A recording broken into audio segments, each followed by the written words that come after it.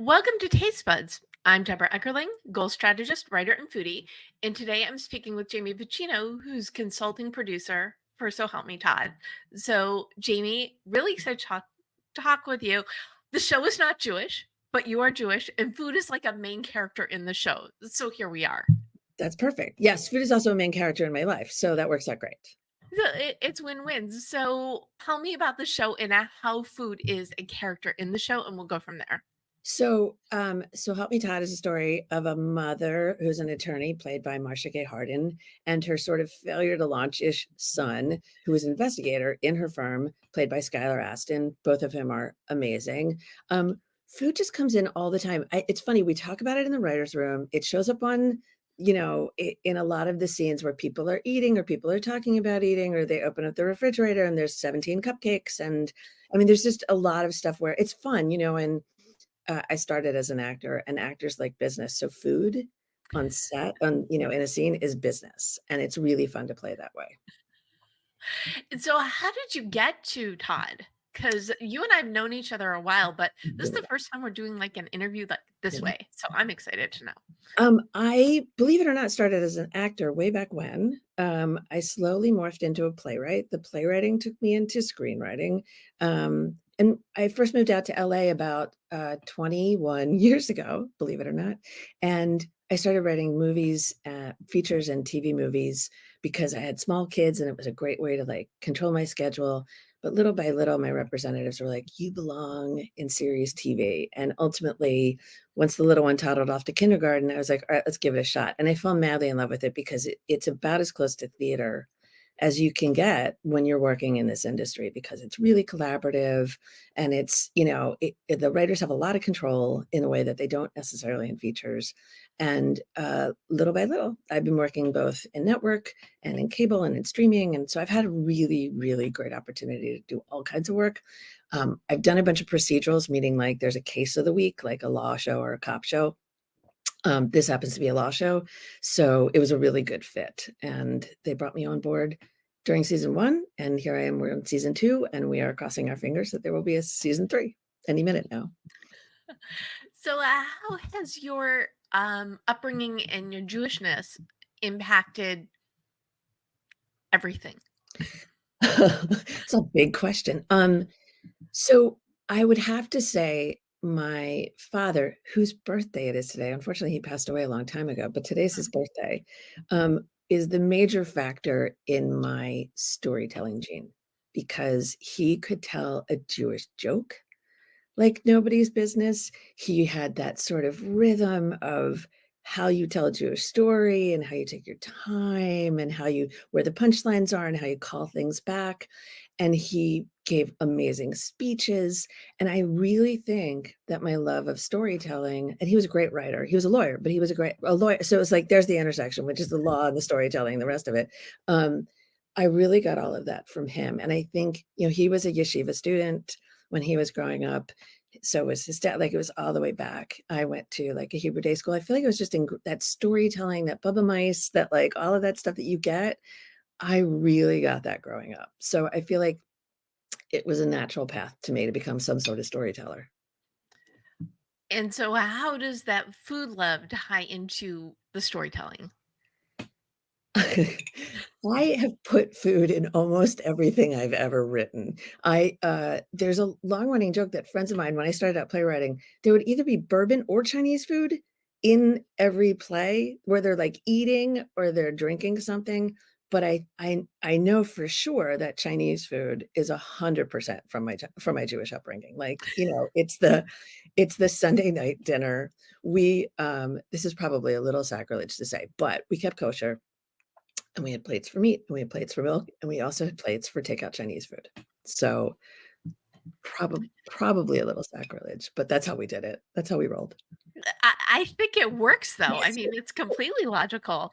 I have a little known Deb fact is I was toying with screenwriting back when I lived in Chicago. I've been here more than 20 years in LA as well, but I got my freelance writing break like a week after I finished my first screenplay, and the nonfiction always came much easier to me. But that first screenplay I wrote, the main character was writing a, a dissertation about food and media. Right, I perfect. mean, it was it obviously, even though I'm a reformed non-cook at that time, I was still, dialing for dinner and all that, but it was always this fascination by the way people incorporate Yeah. food into Yes, media. It's the common it's the common language. it absolutely is. In fact, I have a screenplay that was just optioned that I'm doing a rewrite on, and you're making me realize how much food I was talking. There's a scene where this guy's trying to woo this woman, and he basically shows up with groceries to cook for her, and it's this very romantic, sort of set of scenes that and a sequence that comes after it, but he's quite the cook, and so I had a great time, like, figuring out, well, what would he show up with, and what would he make, and is she good at it, and what do they eat, and how does it go, and so, yeah, it's fun. Uh, and you've written Hallmark movies as well, I've written a ton of Hallmark movies. So there's a lot of Christmas cookies right? in my life, but there's also there was one I wrote that was set at an apple orchard, so there was pie making, and there was all sorts of apple stuff in there. And actually, one of the episodes of So Help Me Todd. So one of our writers on staff, her name is Lisa Parsons, and she's a huge foodie. And episode 119 last year. So the 19th episode of our first season was called 86th, and it was about a chef who was killed. And I'm sure probably your listeners know that 86 in food in a restaurant means we're out of that dish for the night. And so she set up the whole foodie culture of it. And it all took place in a restaurant with the junior chef who was accused of his murder. And she had all of the descriptions of all the food that she wanted on set written into the description, into the script, so that the props and the producers are working on it very hard to make it look as beautiful as it could be, like it was a great tasting menu dinner. So So all for that authenticity. I feel like every procedural has an episode where they kill a chef, right? it's fun. I mean, and also we have almost every episode, not every one, but almost every episode is family dinner. And so, they all sort of come around to Margaret as the lead character to Margaret's condo, and they all have dinner together, and sort of the hilarity ensues, or there's a sudden break in a case or whatever, but it's always around dinner. And so all of the problems or all of the comedy comes out of them being together at that moment in the episode. And as Jews, we do not own family dinner. We all love, but there's something about it that I think transcends culture. We all have a version of family dinner in Yeah. our lives or Yeah. had in our lives. So where did that was that conceit always in the show? It was in the pilot, so, I don't know how much everybody knows about so the pilot is the creator of the show writes a pilot script, which is the first episode of the whole show, and then, that gets made, and then they decide whether or not they're gonna pick up the show to be a series, and so in the pilot is a family dinner, and it was clear from the very beginning that this was a source of great comedy, a source of, an ability for friction and fun and conflict and whatever, and so it was always like I think we didn't skip a family dinner until, like, episode 14. It was in every episode and then, skipped one, and then we're back. But it's there all the Oh, time. thank goodness. So what is it about that connection between food and family and community? Why is there such this strong tie? I you know, I feel like it's probably been written about, but if you come together over a meal, you're taking time to look each other in the eyes, to hopefully be grateful that there's food on your table that you can share together.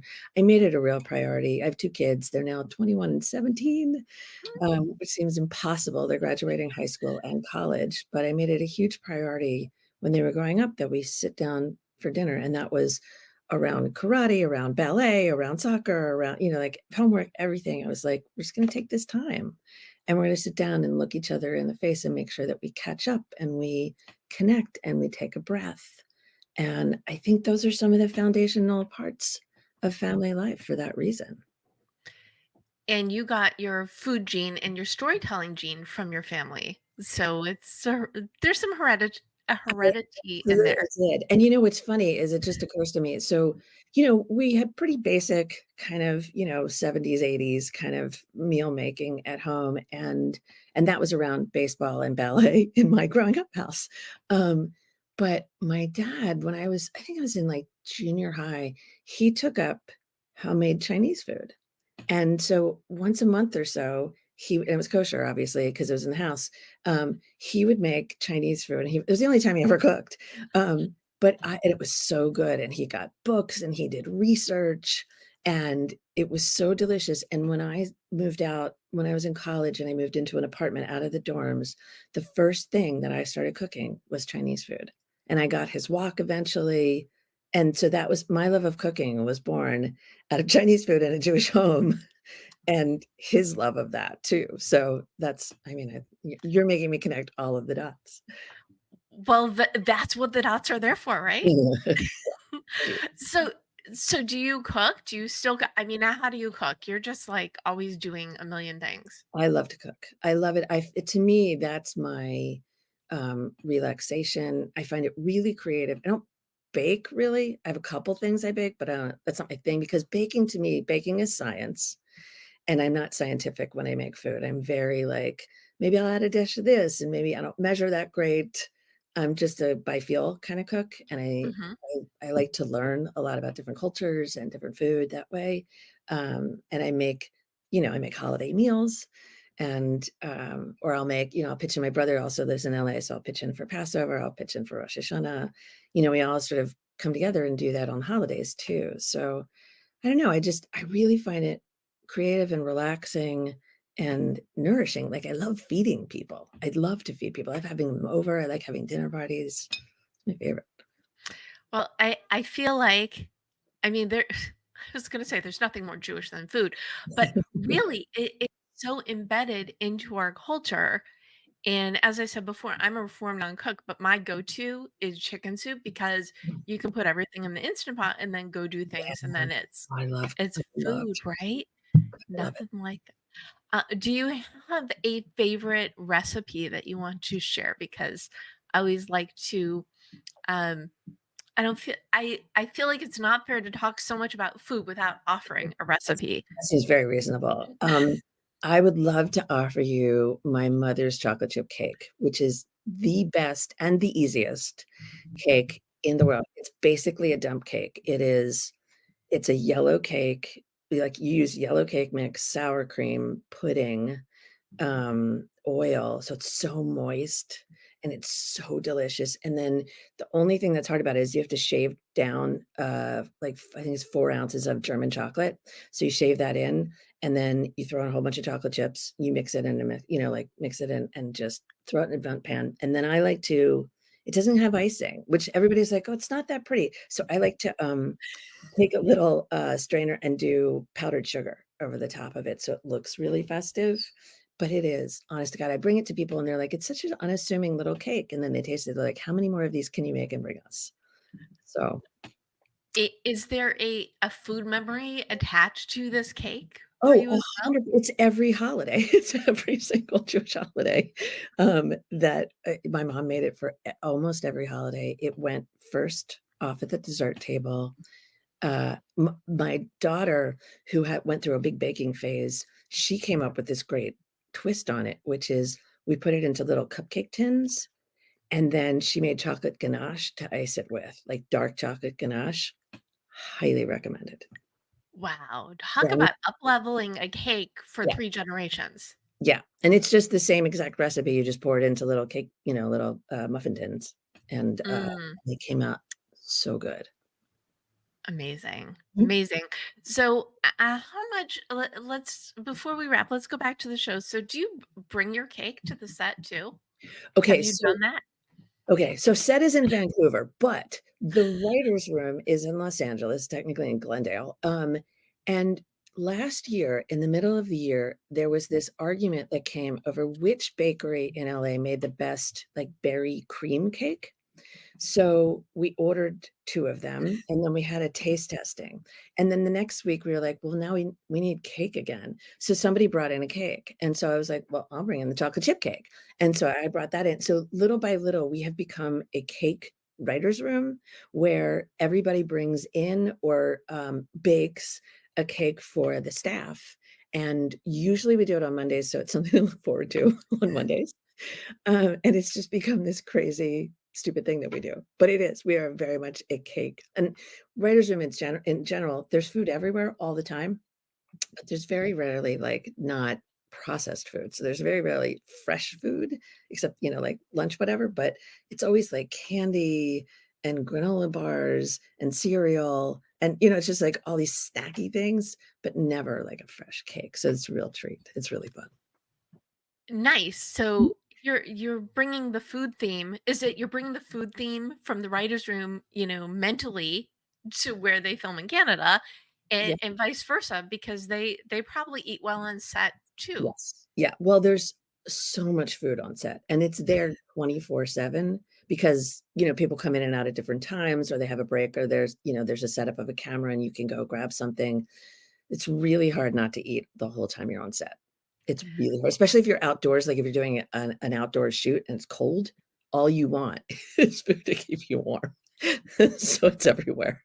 Well, I think between the stakeouts and I think a couple weeks ago there was this they were just in an uproar because they got rid of the good pastries. So, Yes, exactly. That's right. Yeah. So, yes, the law firm is a little bit on the skids, and so they got rid of the good coffee and the good pastries, and everybody's really angry about it. In episode 202, which was mine, so the second episode of this season, I put in a food bit where, she and her love interest, Margaret and her love interest sitting on the stairs of the courthouse splitting a sandwich, and it's this crazy mix that the showrunner was like, "Make it crazy," and so it's beets, arugula, dates, alfalfa sprouts, bacon, and, like, shallots or something crazy, and they eat it, and she looks at him like he's nuts, and he goes, "Just taste it," and she tastes it, and she's like, "Oh, okay. I cannot recommend it as a sandwich." They actually ate that the props made that sandwich, and the actors ate that sandwich in take after take. So, and it was it actually good? I mean, they're good actors, is what I can tell you. I I didn't believe taste it, so I can't vouch for it, but I know they're very good actors. well, I do know that we had already set up to do an interview for the journal, and then I watched that episode and said, "No, it's gotta be a taste buds." So, we have that sandwich to thank for the conversation we're having I today. love that very much. Yep. I Is there anything, you wanna share that you know about cooking now that you wish you knew when you first started experimenting, playing? That's a great question. I I like food shows, like, I love to watch food shows, and so I feel like I have absorbed tips from them. Do you know what I mean? Like, cooking competitions, I love them, baking like, but also just, here's how to make something, and so I think just I've gotten more confident about it'll turn out, right? It may not be the best thing, but you can always try again tomorrow. So I don't feel as much stress or pressure to get it right. I think I have built real flavor profiles and cultural understanding a little bit over the years of what kind of goes together and what would be cool to that doesn't seem like it would go together that and I've just gotten a little bolder from doing all of that. So I don't know if that exactly answered your question. It works for me. I think the lesson is the love of food and cooking. It's like anything. You absorb all the information and then you see what you can create, which really kind of ties in nicely to your career. You absorbed all this culture, food, storytelling, and the legal mixed in, and now you have become you. So I think what's that's better true. than that? I think that's true. I've put in my 10,000 hours as a writer and as a cook, and so I feel like it's the same way I feel when I start writing, which is, you face a blank page and you always, even still, I mean, I've been writing for 25 years. I still look at a blank page and I'm like, "Do I remember how to do this?" And then but there's a trust, right, that comes after you've done it for so long. You're like, "Well, those all eventually turned out okay, so I might as well just start." And so that's always been my method with cooking, and my husband lovingly refers to me as the MacGyver of the kitchen because he's like, "She can open the refrigerator and there's, like, cauliflower and a ball of string, and suddenly, poof, dinner," like, so, um, that's how I feel about it, is like, give it a shot. It is a very important skill set to be able to MacGyver in the Yeah. kitchen. Yeah. So It good is. on you. Where can people learn more about you and So Help Me Todd and anything else? So you can find out more about me. I have a website, which is jamiepachino.com. You can go there. There's a whole bunch of stuff that you can look at. And So Help Me Todd is on CBS on Thursday nights at 9 o'clock. We'll be running, let's see, this week is episode 4 of the season. We got 10 because there was a strike. So we only got 10. We were like scheduled to have 22, but we only got 10 because of that timeline. And it's on CBS or on Paramount Plus the next day. And it's delightful. I have to say, I've worked on lots of really cool shows. This one is so charming and so easy to watch. And it's a great family show. I've really enjoyed being on it just tremendously. And I think it's everybody who watches it just like can't stop watching it. It's just really addictive and fun. So highly recommended. Well, I am a fan, as you know, and I thank you so much for taking the time to talk Todd food and more food today. It is Uh, my so, pleasure. so thank you, Jamie Pachino, and thank you for tuning in to Taste Buds with Deb. Don't miss an episode. You can subscribe on YouTube and/or your favorite podcast platform. And if you go to jewishjournal.com/podcast, you can read a recap, the articles that go with each episode, and get that wonderful chocolate chip cake recipe. And you can learn more at tastebudswithdeb.com. So cook, MacGyver, have fun, watch So Help Me Todd. Until next time, bon appetit.